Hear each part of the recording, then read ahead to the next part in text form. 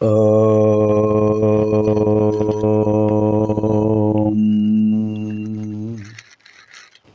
శ్రీ గురుభ్యో నమః.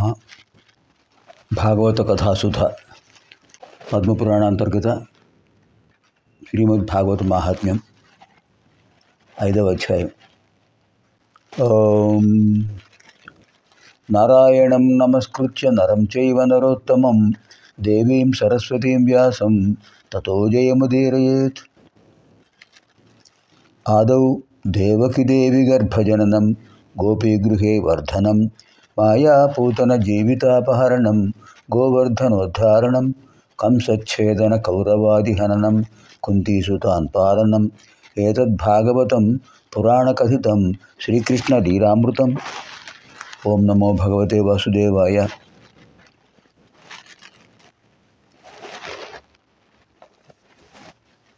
ఆత్మదేవుడు మరణించాడు. ఆత్మదేవుడు భార్య ధుంధులి మరణించింది. ధుంధుగారి ప్రేతరూపం పొందాడు. ఈ విషయాలన్నీ కూడా కాశీనగరంలో ఉన్నటువంటి గోకర్ణుడికి తెలిసాయి. వస్తుంటారు కదా యాత్రికులు, కాశీకి వెళ్లకుండా ఎవరైనా ఉంటారా? కాశీకి వెడతాను అన్న సంకల్పం ఉంటే చాలట, వాళ్ళకి పరమేశ్వరానుగ్రహం జరుగుతుంది.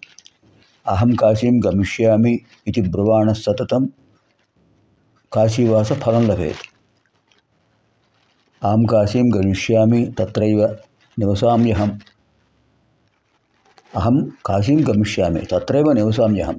నేను కాశీకి వెడతాను, ఇంక వెడతాను, అక్కడే ఉంటాను అని అనుకుంటే చాలట. ఇది బ్రువాణ సతతం కాశీవాస ఫలం లభేత్ అని అనుకుంటే చాలట, పరమేశ్వరుడు ఆ ఫలితాన్ని ఇస్తాడట. అంత విశేషం చూడండి.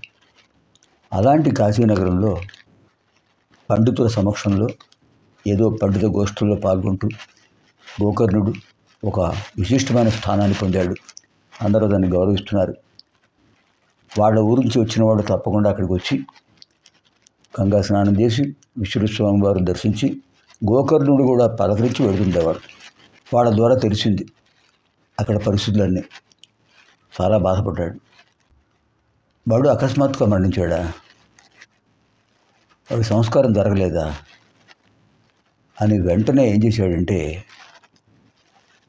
గయకు వెళ్ళాడు. ధుంధుగారి గోత్రనామా చెప్పి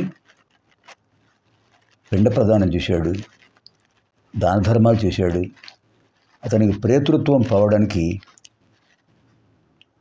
ఏ ఏ పుణ్యకార్యాలు చేయాలో అన్నీ చేశాడట గోకర్ణుడు. సరే, ఒక్కసారి ఆ ఊరు విడి చూసేద్దాం. ఏదైనా జన్మస్థలం కదా, జననీ జన్మభూమిస్తే స్వర్గాదపి గరియేసి. ఎలా ఉందో ఇల్లు, అందరూ చెప్తున్నారు దయ్యాల కొంపలా ఉందని. మరి గోశాల ఏమైందో, నన్ను కన్న తల్లి గోమాత ఏమైందో చూడాలనిపించింది. వచ్చాడు గోకర్ణుడు. ఊళ్ళో పండితుల్ని కలుసుకున్నాడు. ఆ ఊళ్ళో పండితులు చెప్పారు, నాయనా గోకర్ణ, నువ్వు ఈ ఊరు విడిచి వెళ్ళిపోయినప్పటి నుంచి ఇక్కడ అన్నీ అశుభాలు జరిగాయి. మీ నాన్నగారిని నువ్వే కడతెరిచావు. మీ అమ్మగారు కొడుకు పెట్టే బాసర పడలేక నూతులో పడిపోయింది. మీ అన్నగారిని ధుందుగారిని డబ్బు కోసం దుర్మరణం పాలు చేశారు. దహన సంస్కారం జరగలేదు. ప్రేతృ రూపం పొందాడు. అది దయ్యాల గొంపగా ఉంది. చూడు ఒకసారి, లోపల నుంచి కేకలు పెడబొబ్బలు వినిపిస్తున్నాయి. చాలా బాధపడ్డాడు. వెళ్ళాడు. లోపల నుంచి కేకలు వినిపిస్తున్నాయి. జంతువుల కేకలు, పిచ్చివాళ్ళ కేకలు అన్నీ వినిపిస్తున్నాయి. కానీ ఎవరు కనిపించట్లే. ఆ ఇంటి మీద మమకారం కొద్దీ ఆ ఇల్లు విడిచి వెళ్ళలేక ప్రేతృ రూపంలో, వాయు రూపంలో అక్కడే పట్టుకుని కూర్చున్నాడు. ఆ దూలాలు పట్టుకు కూర్చున్నాడు వాడు. చుంచుకారి చూశాడు. సరిగ్గా సాయం సంధ్యా సమయం. సంధ్యావందనం చేసుకున్నాడు. సహస్ర గాయత్రి చేశాడు. ఆ పవిత్ర జలాన్ని అలా ప్రోక్షణ చేశాడు. ఆ ఇంటి పైన చల్లాడు. ఎవరు నువ్వు అరుస్తున్నావు అని అడిగాడు. అప్పుడు వాడికి తెలిసింది, మా తమ్ముడు వచ్చాడు, వాడు నన్ను ఉద్ధరిస్తాడేమో అనిపించింది వాడికి. అప్పటిదాకా వాడి కంఠధ్వని అరుపులు గడప బల్లపై వినిపించట్లా. ఆ వచ్చిన పడుగురు ఆశ్చర్యపోయారు. నాయనా గోకర్ణ, చాలా మంచి పని చేసావయ్యా. ఎవరో అనుకున్నాం, మీ అన్నగారే. చూడు వాడి పరిస్థితి ఏమిటో అడిగాడు గోకర్ణుడు. ఎవరు నువ్వు? చెప్పాను కదా నాయన, మీ అన్నగారిని. నేను ధన సంస్కారం లేకుండా ఉండిపోయాను, ప్రేతృత్వం పొందాను, ఈ దూరం పట్టుకుని వేలాడుతున్నాను, మమకారం విడిచిపెట్టలేక. నువ్వు వచ్చావు, చాలా సంతోషం. అప్పుడు అన్నాడు, నీకు ప్రేతృత్వం ఉన్నది, ధన సంస్కారం జరగలేదు అని తెలుసు నాకు. అందుకని గయకు వెళ్ళి పిండ ప్రదానాలు చేశాను, నీ గోత్రనామాలతో అన్నదానాలు చేశాను. నీకు ప్రేతృత్వం పోయి ఉండాలి, ఎందుకు పోలేదు అంటే అన్నాడు, ఎందుకు పోతుంది? నేను చేసిన ఒకటే రెండా మహాపాపాలు చేశాను. తండ్రి గారిని బాధ పెట్టాను, తల్లిని బాధ పెట్టాను, అందరినీ బాధ పెట్టాను. ఈ ప్రేతృత్వం పోతుందా? సరే, నువ్వు బాధపడకు, దీనికి ప్రతిక్రియ ఏం చేయాలో చూస్తా అన్నాడు గోకర్ణుడు. పండితులతో మాట్లాడాడు. పండితులు అన్నారు, నువ్వు గయకు వెళ్ళి పెద్ద ప్రధానం చేసినా కూడా దీనికి పోలేదు అంటే, ప్రేతృత్వం పోలేదంటే, ఇంకా దీని పరిష్కారం ఏమిటో మాకు తెలియడం లేదు. నువ్వు కాశీ పండితుడు కదా, నువ్వే ఆలోచించు. సరే, ఆ రాత్రి గడిచింది. పొద్దున్నే లేచాడు. బ్రాహ్మీ ముహూర్తంలో తుంగభద్రా నదికి వెళ్ళాడు, స్నానం చేశాడు. అక్కడే సూర్యభగవానుడు అర్ఘ్యప్రదానం చేశాడు. సూర్యభగవాను ప్రార్థించాడు, స్వామి నన్ను రక్షించండి. ఈ గోకర్ణుడు సూర్యోపాసకుడు. ఇది జరిగింది అంటే ఒక దివ్యమైన వాణి వినిపించింది సూర్యమండలం నుంచి. నాయన, భాగవతాన్ని సప్తాహం చేసి 7 రోజుల్లో భాగవతాన్ని వినిపించు. ఆ ప్రేతకు వినిపించేటట్టుగా నువ్వు పారాయణ చేయి, భాగవత పారాయణ చేయి, భాగవత విశేషాలు చెప్పు. 7 రోజుల్లో పూర్తయిపోవాలి. అప్పుడు అతనికి ప్రేతృత్వ విముక్తి కలుగుతుంది, పుణ్యలోక ప్రాప్తి కలుగుతుంది అని సూర్యభగవానుడు చెప్పాడు. తథైవ తథాస్తు అన్నాడు. నమస్కారం చేశాడు.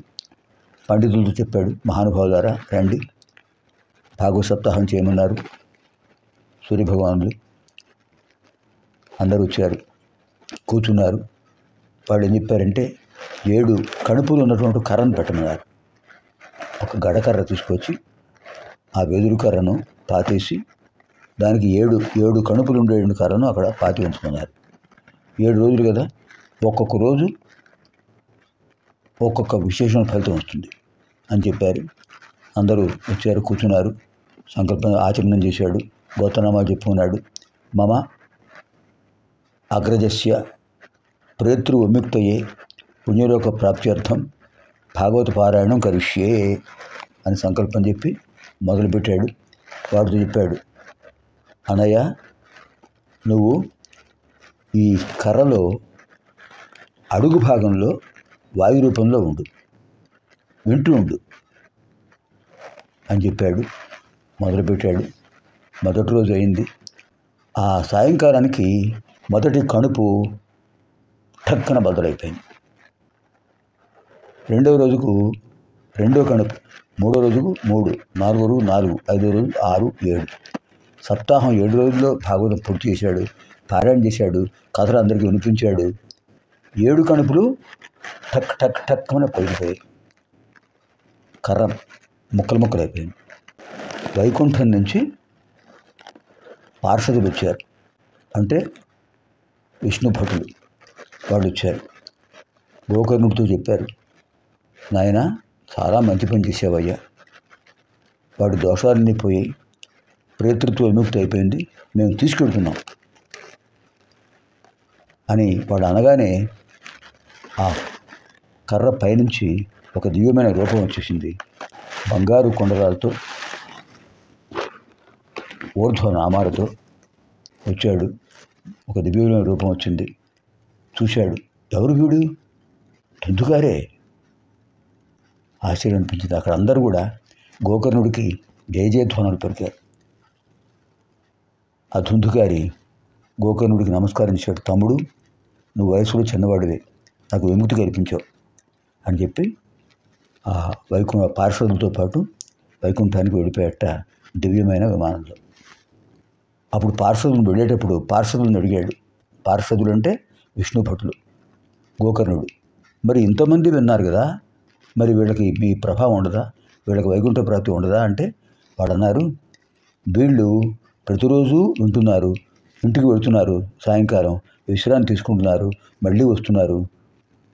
కానీ దీక్షగా వాయువు కూడా భక్షించకుండా వాయు రూపంలో ఉన్నటువంటి ఈ ధుంధుగారి 7 రోజుల పాటు భక్తి శ్రద్ధలతో విన్నాడు, విముక్తి కలగాలని దీక్షతో విన్నాడు. అంచేత ఆడికి మాత్రం, అతనికి మాత్రమే వైకుంఠ ప్రవేశం కలిగింది. నీకు కావాలంటే మళ్ళీ ఒకసారి చేయించు అని చెప్పి వాడు వెళ్ళిపోయారు. తర్వాత మార్గశిర మాసంలో ప్రత్యేకంగా సరిగ్గా మార్గశిర ఏకాదశి నాడు భాగవత పారాయణం, ఆ ఇంటిని పవిత్రం చేయడానికి, ఆ ఊళ్ళో ఉన్న పండితులు వృద్ధులు వాళ్లకు పుణ్యఫలం కలిగించడానికి ఆయన మొదలుపెట్టాడు. మళ్ళీ 7 రోజులు గోకర్ణుడు. ఈసారి అక్కడ ఉన్నటువంటి వాళ్ళందరూ కూడా గోకర్ణుడితో సహా వైకుంఠానికి వెళ్ళారు. ఇది మనకు గోకర్ణోపాఖ్యానంలో విశేషమైన కథ. సనక సనందరాజులు చెప్పారు. 5వ అధ్యాయం పూర్తయింది. రేపటి కార్యక్రమంలో ప్రవేశిద్దాం. అనంతర కార్యక్రమే ప్రవిశామః. శుభం భవతు. స్వస్తి.